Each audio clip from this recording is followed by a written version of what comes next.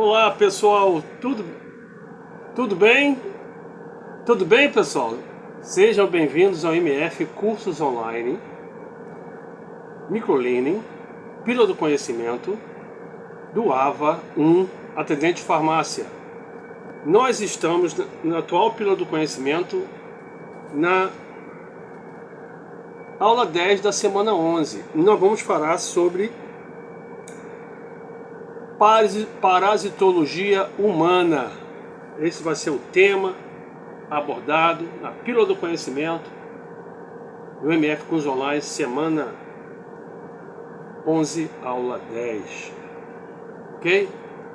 Então, esse vai ser a nossa aula de hoje. Vamos parar a apresentação para mostrar o vídeo referente ao assunto. Então, os nossos assinantes, papel e caneta na mão, porque já sabem que agora é o momento de se concentrar, porque os nossos consultores, profissionais que vão tirar as dúvidas e tocar as aulas presenciais do AVA 1, atendente de farmácia, vão tirar seu couro. Então, prepare-se, já cheguem com o conteúdo na ponta da língua, para que eles possam ter uma aula enriquecedora e vocês também tenham um conhecimento mais apurado.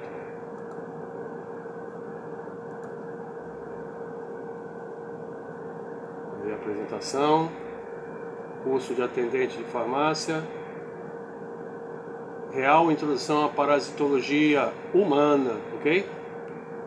Vamos começar? Então tá. Bora pro vídeo. Essa é a nossa primeira videoaula de parasitologia. Não vou jogar um monte de conceito que você vai fingir que vai decorar e depois, quando você estiver realmente estudando, vai ter que voltar, vai ter que procurar no Google. Rare Post-its.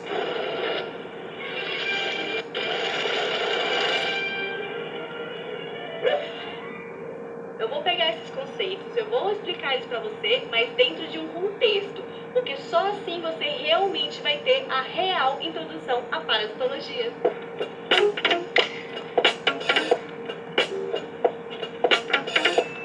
Durante todos esses anos de evolução, as espécies perceberam que quando elas se uniam, elas eram mais fortes. Elas garantiam mais comida, mais abrigo, ou seja, a probabilidade de sobrevivência aumentava. Mas começaram a aparecer associações que não eram benéficas para todo mundo. Aconteciam algumas que os dois se beneficiavam, às vezes uma se beneficiava e a outra espécie não, ou até mesmo uma se beneficiava e a outra tinha prejuízo. E isto é o nosso parasitismo. Para os parasitos completarem o ciclo de vida deles, ou seja, nascerem, crescerem, virarem adultos, se reproduzirem, eles precisam parasitar outro organismo para ter totalmente ou parcialmente os nutrientes necessários para isso. Eles podem acabar causando um prejuízo para esse hospedeiro, ou seja, para esse outro organismo que involuntariamente hospeda esses parasitos. Sempre que você tiver dúvida se uma espécie é ou não parasito, veja se existe um comprometimento metabólico por parte do parasito, ou seja, só é parasitismo quando o parasito se beneficia de alguma coisa do metabolismo do hospedeiro, como por exemplo nutrientes. Isso já corta várias relações que muita gente diz que é parasitismo, mas na verdade não é, porque não tem esse comprometimento metabólico. Na parasitologia, vemos desde bichinhos pequenininhos que precisamos de microscópio para enxergar a bichos bem grandes que podem alcançar metros. O que une todos eles nessa grande área de estudo chamada parasitologia é que eles praticam parasitismo, como já vimos, e no nosso caso a gente vai focar em parasitologia humana, ou seja, esses bichinhos praticam esse parasitismo em algum momento da vida deles em nós, seres humanos. Chamamos então esses parasitos de agentes etiológicos. Eles são o agente causador dessas doenças em humanos. Esses parasitos são tão diferentes que a gente classifica eles em dois grandes grupos. Os endoparasitos ficam confinados no corpo do hospedeiro e os ectoparasitos ficam do lado de fora. A gente vai primeiro estudar os endoparasitos e depois a gente vai para os ectoparasitos. A ideia de que parasito sempre causa doença ela é errada. Por quê? Você concorda comigo que se o hospedeiro dele morre, ele morre também? Se a fonte dele acaba, de onde ele vai tirar esse alimento, esse nutriente? Lembrem-se sempre disso, eles são metabolicamente comprometidos. Ou seja, Durante a evolução, esses parasitos vão se adaptando aos hospedeiros ao ponto de que eles conseguem tirar o que eles querem, o nutriente, eles conseguem tirar para eles o que eles precisam, mas eles dão a chance para o hospedeiro se recuperar. Isso entra em equilíbrio. Em parasitologia, sempre lembrem dessa balancinha. Quando a patogenicidade do parasito entra em equilíbrio com a resistência do hospedeiro, você muitas vezes tem hospedeiros sem sintoma nenhum, estão sendo parasitados, mas eles aparentemente não sentem ou não manifestam nada. Na natureza existem tantos exemplos disso, gente. O tatu, por exemplo, quando ele é parasitado pelo Trypanosoma cruzi, ele fica na boa, assim, ele não manifesta nada de muito ruim, só que se esse mesmo parasito infecta um ser humano, a gente adquire o quê? A doença de Chagas. O porquê do tatu não ficar doente, mas a gente ficar, é porque quando a nossa relação com o parasito acontece um desequilíbrio. Esse desequilíbrio pode ser causado por fatores por culpa do parasito, por exemplo, quando tem muitos. Imagina que uma lombriga parasitar alguém é uma coisa, agora 5 já é outra história. Mas também esse desequilíbrio pode ter por culpa a gente, por causa da nossa idade, do nosso estado nutricional, da nossa imunocompetência. Você vai ver muitas vezes que os quadros gravíssimos das doenças são justamente nesses grupos, por exemplo, em crianças ou em idosos, em pessoas imunodeprimidas, ou seja, pessoas, por exemplo, que tomam algum medicamento que diminui a imunidade. Só não pense que o ser humano sempre é o coitadinho nessa história. Muitas vezes o parasito estava lá no meio silvestre, na boa, completando seu ciclo, com seus hospedeiros, todo mundo de boas, e aí o ser humano fez o quê? Foi lá, se meteu no meio e acidentalmente virou hospedeiro. E o pior, o ser humano, além de causar esse desequilíbrio, ainda vai lá e leva outras espécies juntos. Por exemplo, o cachorro. E aí quem fica doente de leishmaniose? A gente e os pobres dos cães, que não são os hospedeiros naturais desse parasito. Os parasitos podem ter um ou mais hospedeiros. Se durante todo o ciclo de vida deles, eles precisarem de só um hospedeiro, esse ciclo é o quê? Monoxêmico. Se eles precisarem de 2 ou mais hospedeiros, esse ciclo é o heteroxêmico. Quando o ciclo é heteroxêmico, isso quer dizer que ele pega aquele ciclo de vida dele e divide entre hospedeiros. No hospedeiro que ele passa a fase adulta da vida dele ou em que ele se reproduz sexuadamente, a gente chama de hospedeiro definitivo. No hospedeiro que ele passa a fase larvária ou em que ele se reproduz assexuadamente, a gente chama de hospedeiro intermediário. Agora, muita atenção, que tem gente que adora confundir essa parte. Como a gente está estudando doenças em humanos, vai coincidir que a maioria das vezes o hospedeiro definitivo somos nós. E nós somos o quê? Vertebrados. Aí muita gente fala assim, hospedeiro definitivo é aquele vertebrado. Não necessariamente. Um hospedeiro invertebrado, como o mosquito, ele pode ser um hospedeiro definitivo. Então, não obrigatoriamente o definitivo vai ser o vertebrado. Também muita gente acaba confundindo vetor. Vetor é aquele bichinho que vai transferir o parasito de um hospedeiro para o outro. O vetor pode ser tanto um hospedeiro definitivo, quanto um intermediário, quanto simplesmente não ser nada. Uma baratinha pode muito bem passar lá em cima de um cocôzinho que tem o parasito, esse parasito pegar uma carona na baratinha e parar no seu almoço. Não quer dizer que a baratinha é um hospedeiro. Lembra do que eu falei? Prometimento metabólico. O parasito simplesmente pegou uma carona na baratinha. A gente fala então que essa barata, nesse caso, ela é um vetor mecânico. Agora, se dentro dessa baratinha o parasito vem a se reproduzir ou obter algum nutriente, aí sim, ela vira um vetor biológico. Não se esqueça então que o vetor biológico pode ser tanto o hospedeiro definitivo quanto o intermediário. 2 exemplos para ficar bem claro. Na doença de Chagas, o agente etiológico é o Trypanosoma cruzi. O ciclo é heteroxênico, ou seja, tem mais de um hospedeiro.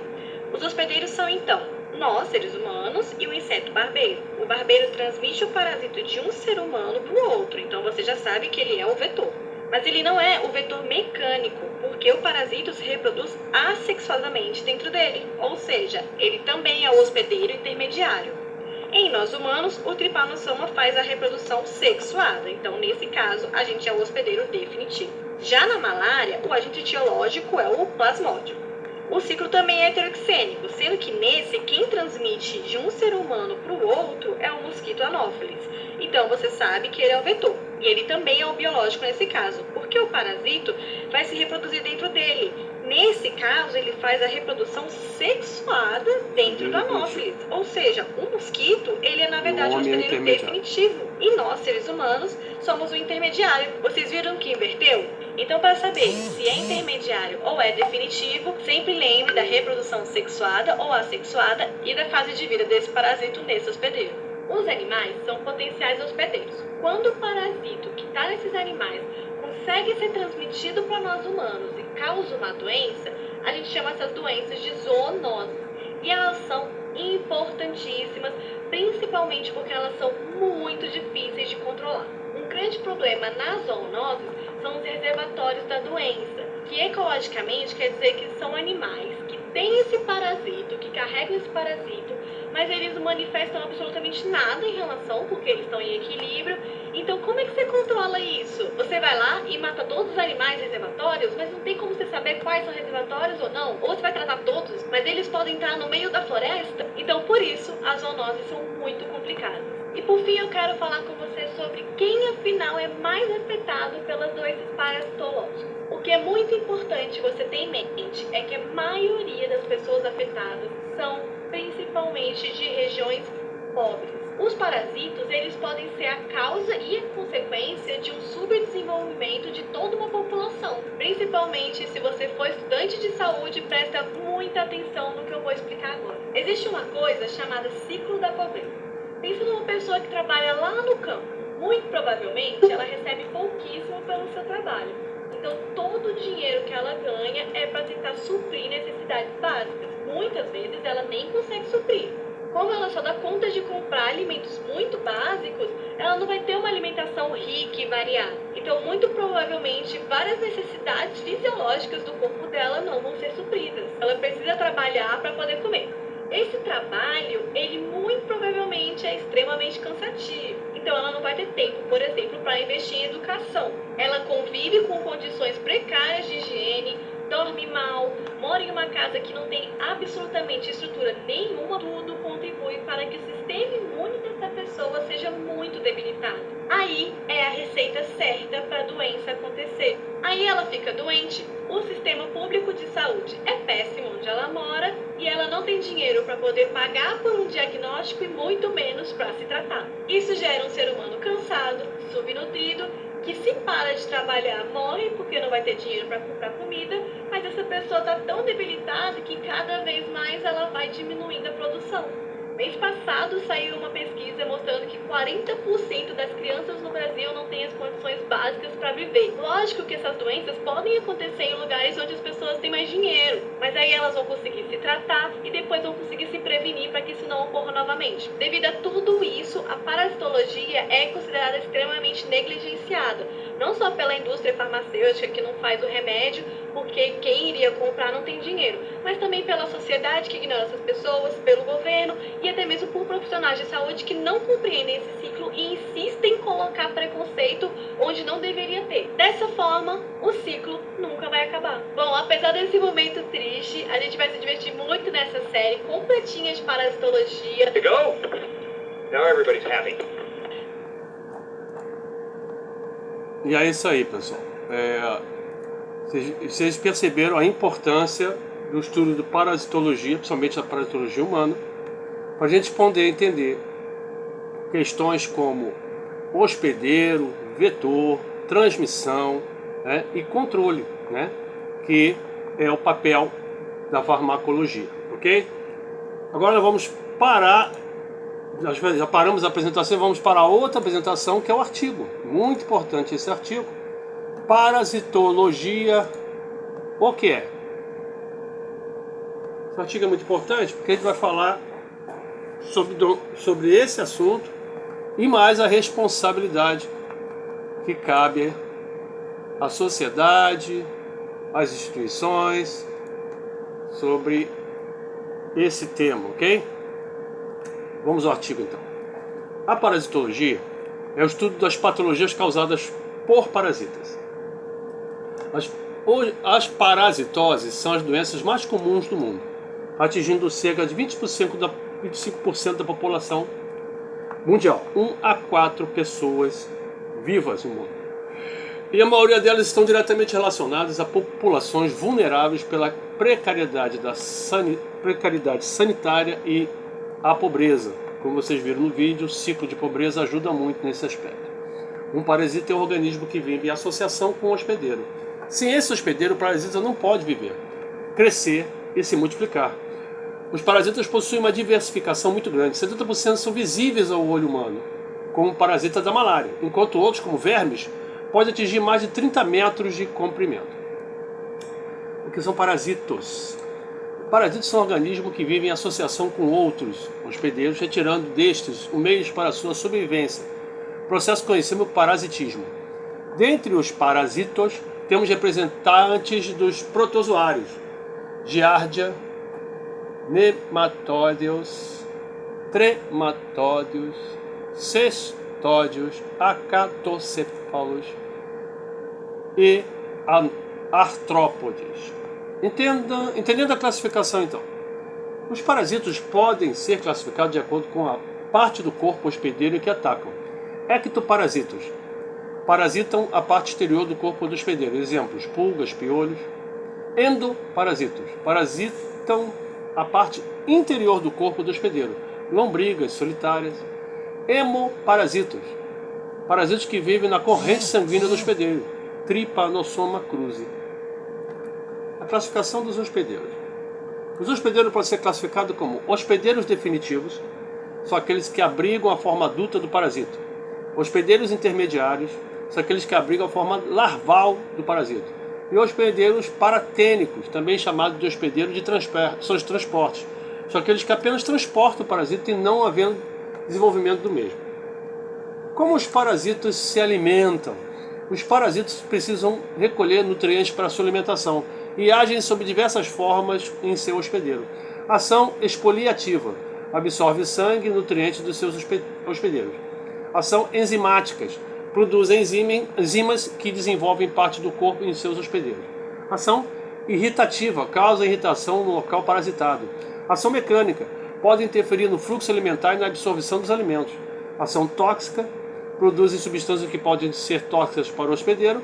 Ação traumática: produzem lesões nos tecidos dos hospedeiros. E anóxica, ou anóxia: podem consumir oxigênio presente nas hemoglobinas e causar anemias. Como evitar os parasitos orgânicos? Para evitar os parasitos, basta inserir no cotidiano algumas medidas básicas como ingerir água filtrada e fervida, lavar bem frutas e verduras antes de ingeri-las, evitar andar descalço, combater e afastar moscas no ambiente, lavar as mãos antes de comer, promover saneamento básico na comunidade. Então nós fechamos o artigo. Espero que você tenha gostado e vamos agora para a apostila.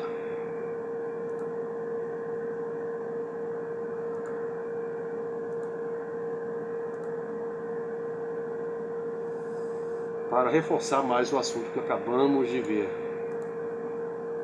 Definições sobre parasitologia. Vamos ler? Vai ser rápido, suave, porque como eu sempre tenho dito, eu não sou suababá, mas eu vou aqui te ajudar. Você vai fazer o resto, tá bom? Beleza, vamos nessa que tá bom a beça. Introdução à parasitologia, mano. O que é parasitologia? A parasitologia é a ciência que estuda o parasitismo. O parasitismo ocorre quando o organismo parasita vive em associação com outro organismo hospedeiro, do qual retira os meios para a sua sobrevivência, causando prejuízos, ou seja, doenças, ao hospedeiro durante esse processo. Esses organismos podem ser animais, vegetais, fungos, protozoários, bactérias ou vírus. Portanto, para definir o campo da parasitologia, o foco não é o vírus, não é o determinado tipo de organismo ou ambiente, mas a constatação de um comportamento parasitário. Quando a interação é benéfica para ambas as partes, recebe o nome de simbiose e não faz parte do campo de estudo da parasitologia. A diversidade de possíveis objetos de pesquisa associada à questão médica e transmissão de doenças faz com que a parasitologia dialogue frequentemente com outras disciplinas, como biologia celular, bioquímica, biologia molecular, imunologia, genética, evolução e ecologia. O surgimento da parasitologia como ciência tem seus primeiros registros no século XVII, quando o pesquisador Anton von Leeuwenhoek observou giardias em suas próprias fezes. Contudo, somente no século XIX houve avanço significativo nesse campo, com a identificação e o estudo de ciclos de vida dos parasitas causadores da malária, da amebíase e da trypanossomiase. As pesquisas em parasitologia têm como objetivo identificar os processos de desenvolvimento de epidemias parasitárias, criar métodos de profilaxia de doenças causadas pelos parasitas, tanto em seres humanos quanto em animais, e desenvolver tratamentos. A parasitologia precisa conhecer muito bem o ciclo de vida, as formas de infestação e os fatores que influenciam na distribuição e densidade dos parasitas. Especializações: parasitologia médica, estudo dos parasitas que afetam os seres humanos; parasitologia veterinária, estudo dos parasitas que afetam os animais; parasitologia estrutural, estudo das proteínas que compõem o parasita; e taxonomia, classificação e catalogação dos parasitas. Área de atuação profissional: pesquisa acadêmica em universidades e instituições de pesquisa, estudos na área de saúde e análise clínica em hospitais, análise clínicas e laboratórios na área veterinária. Onde estudar: graduação e especialização em parasitologia. Está normalmente ligado a cursos de graduação em ciência biológica ou ciências biomédicas, que são oferecidos pelas principais universidades federais do estado do país. Pós-graduação: há uma grande oferta de cursos de pós-graduação nas universidades públicas federais e estaduais. Para conhecer mais, você tem aqui aonde você encontrar História da Parasitologia Humana, registro histórico de 5.000 a 3.000 anos a.C., Paleoparasitologia, 300 espécies de helmintos, 300 espécies de protozoários, 280 espécies causam infecção rara ou acidental, 90 espécies parasitam humanos. Parasitismo é uma associação entre organismos de espécies distintas, na qual se observa, além da associação íntima e duradoura, uma dependência metabólica de grau variados. Bom, nós vamos deixar metade para você. A metade você vai dar conta do seu recado e vai estudar, ok? Então, nós vamos parar aqui a nossa apresentação do material didático e vamos para o fechamento da aula com o resumo do que nós falamos, ok? Então, você, associado,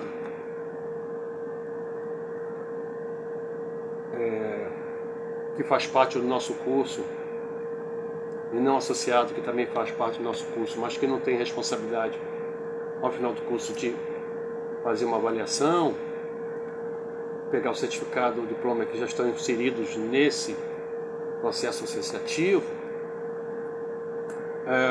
já sabe que você precisa então ler, reler a apostila, porque você tem uma avaliação, um questionário avaliativo para responder, e é preciso tirar média 5, né, o máximo, que é o nota 5, espero que você consiga tirar, para que você tenha uma pontuação necessária para quando chegar aqui no final, não precisar fazer trabalhos finais para poder pegar o diploma.